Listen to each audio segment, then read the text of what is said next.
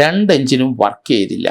എന്തോ ഭീതിയോടെ കൂടെ ആ പൈലറ്റ് അത് എയർപോർട്ടിലെ അവിടുത്തെ അധികൃതർക്ക് കമ്മ്യൂണിക്കേറ്റ് ചെയ്തെങ്കിലും അത് അദ്ദേഹത്തിന് മുഴിപ്പിക്കാൻ പറ്റിയോ, അതിനു മുമ്പ് അപകടം ഉണ്ടായി, അതുപോലെ അവിടുന്ന് തിരിച്ചെന്തെങ്കിലും ഇങ്ങോട്ട് കൊടുക്കാൻ പറ്റിയോ, അതും നമുക്ക് ഒന്നും നടന്നിട്ടില്ല എന്ന് തന്നെയാണ്.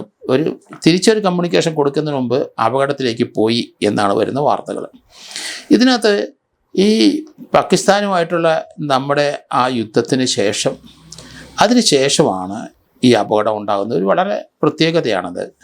കാരണം അവിടെയുള്ള തീവ്രവാദികളെ ഏതെങ്കിലും വിധത്തിൽ ഇന്ത്യക്കെതിരായി നീങ്ങും എന്നുള്ള കാര്യത്തിൽ യാതൊരു സംശയവുമില്ല. അവരെ വർഷങ്ങളായിട്ട് 10, 20, 30 വർഷങ്ങളായിട്ട് പാകിസ്ഥാനിലുള്ള തീവ്രവാദികൾ ഇന്ത്യയെ നശിപ്പിക്കാൻ, കാശ്മീർ പിടിച്ചെടുക്കാനും ഒക്കെ ഉള്ളൊരു ശ്രമം നടത്തിക്കൊണ്ടിരുന്നു.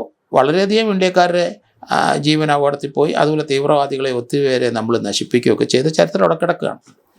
അപ്പോൾ ഇപ്പം ആ സിന്ദൂർ നമ്മുടെ ആ യുദ്ധത്തിന് ശേഷം ഇപ്പോൾ അതിലൊരു 10, 15 അല്ലെങ്കിൽ 20 ദിവസത്തിനകം ഒരു അപകടം ഉണ്ടായെന്ന് പറഞ്ഞാൽ അതിനകത്ത് തീർച്ചയായിട്ടും ഒരു അട്ടിമറിയുടെ കാര്യം നമ്മൾ സംശയിക്കേണ്ടിയിരിക്കുന്നു.